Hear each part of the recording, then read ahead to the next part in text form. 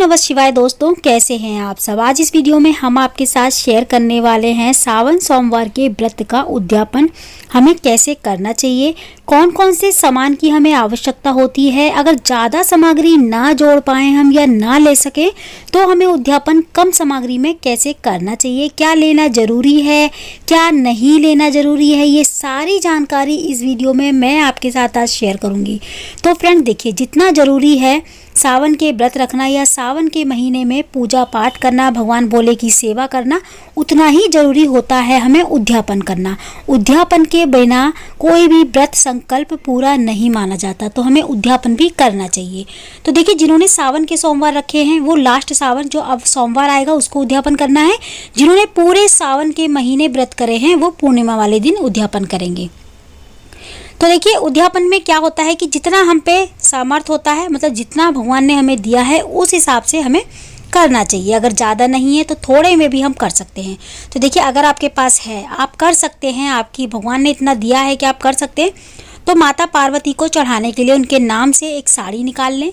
देखिए, साड़ी नहीं है तो आप ब्लाउज पीस भी निकाल सकते हैं, ब्लाउज पीस भी नहीं है तो आप रुमाल निकाल सकते हैं। ये उनके लिए है जो बिल्कुल भी नहीं कर सकते या फिर नहीं ले सकते इस तरीके की सामग्री जैसे साड़ी वगैरह, ये उनके लिए है। तो वो रुमाल भी ले सकते हैं एक, ठीक है, माता पार्वती के नाम से एक रुमाल ले सकते हैं। साड़ी नहीं है तो ठीक है, नहीं तो आप ब्लाउज पीस ले सकते हैं, तो ब्लाउज पीस भी ले लें, ब्लाउज पीस ज़्यादा अच्छा रहेगा। और जिनके पास है तो वो साड़ी ले लें, ठीक है। और साड़ी या रुमाल देखिए, या तो पिंक कलर का ले लें, वाइट कलर का ना लें, ना काले रंग का लें, ना नीले रंग का, पिंक कलर का ले लें, पीले रंग का ले लें। और लेडीज़ रुमाल लें माता पार्वती के नाम से। और यहाँ पे देखिए, भगवान भोले को चढ़ाने के लिए एक जोड़ी कपड़े ले लें। आप कुर्ते पजामे का कपड़ा भी ले सकते हैं, पैंट कमीज का भी ले सकते हैं।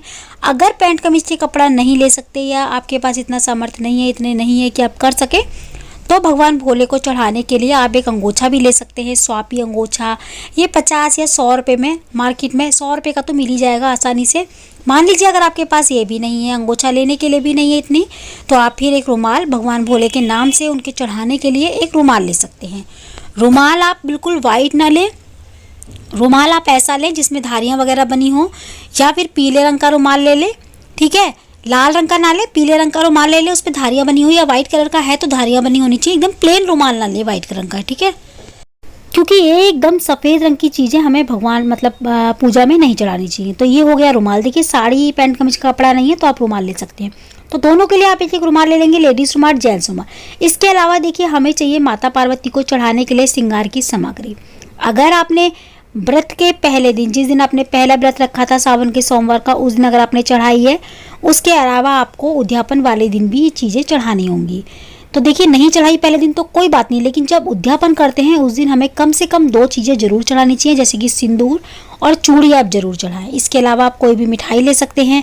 सावन का महीना है तो घेवर चलता है, तो घेवर रख सकते हैं मीठे में, नहीं तो आप घर की मिठाई भी बना के चढ़ा सकते हैं, या फिर खीर वगैरह भी बना सकते हैं इस दिन आप। और जो भी आप अपना व्रत के पारण के लिए जो भी चीज़ें बनाएं लास्ट सावन या फिर पूर्णिमा वाले दिन, उस दिन आप एक थाली लगा लें, वो भी रख सकते हैं।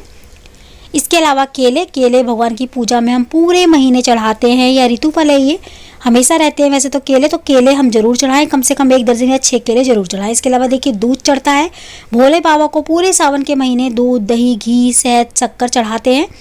तो हमें ज़्यादा कुछ नहीं तो कम से कम एक दूध की थैली, आप 1 किलो की दूध की थैली ले लें या आधा किलो की ले लें, या और दही की थैली ले लें। इस तरीके से भी चढ़ा सकते हैं। खाने पीने की चीज़ों में आप दूध की थैली, दही की थैली रख सकते हैं, अगर थाली वगैरह नहीं लगा रहे आप तो।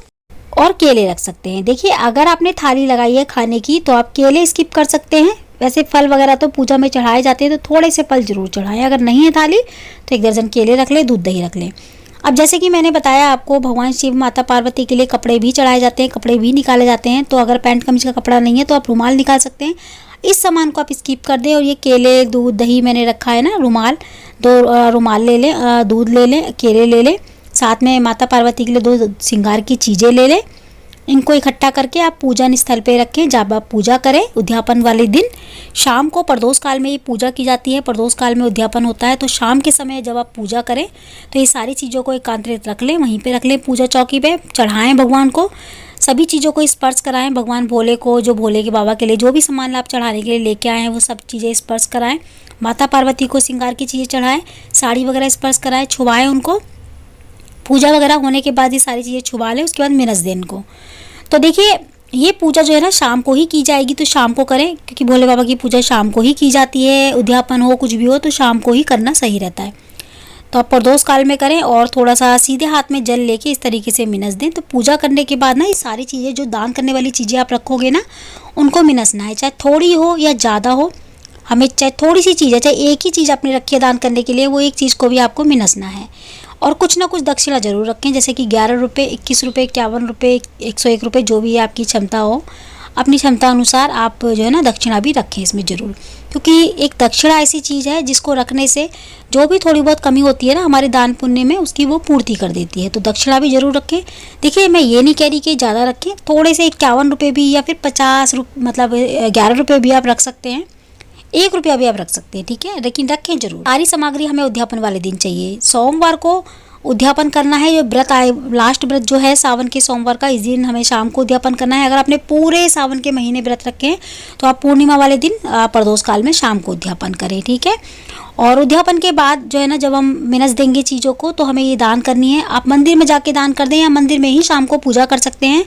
पूजा करने के बाद मंदिर में सारी चीज़ें भगवान शिव के शिवलिंग को, माता पार्वती को स्पर्श कराने के बाद उसके बाद ये मिनस के और वहीं के वहीं आप मंदिर में पंडिताइन को या पंडित जी को ये सारी चीज़ें दे दें, या फिर वहीं पे रख के आ जाएं आप शिवलिंग के पास, अपने आप पंडित जी वगैरह ले लेते हैं सारी चीज़ों को। देखिए मैं ये नहीं कहती कि सारी चीज़ें ही आपको चढ़ानी चाहिए। अगर हमारे पास है, भगवान ने हमें इस लायक बनाया है तो हमें ज़रूर करना चाहिए। और अगर हमारे पास नहीं है तो ज़रूरी नहीं है कि हमें ये सारी चीज़ें चढ़ानी हो। हम 1 रुपये या 1 कटोरी चीनी से भी उद्यापन कर सकते हैं। तो फ्रेंड्स इसके अलावा आपको कुछ भी जानना हो तो आप मुझसे कमेंट करके पूछ सकते हैं। आज की वीडियो में इतना ही। जय माता दी, राधे राधे।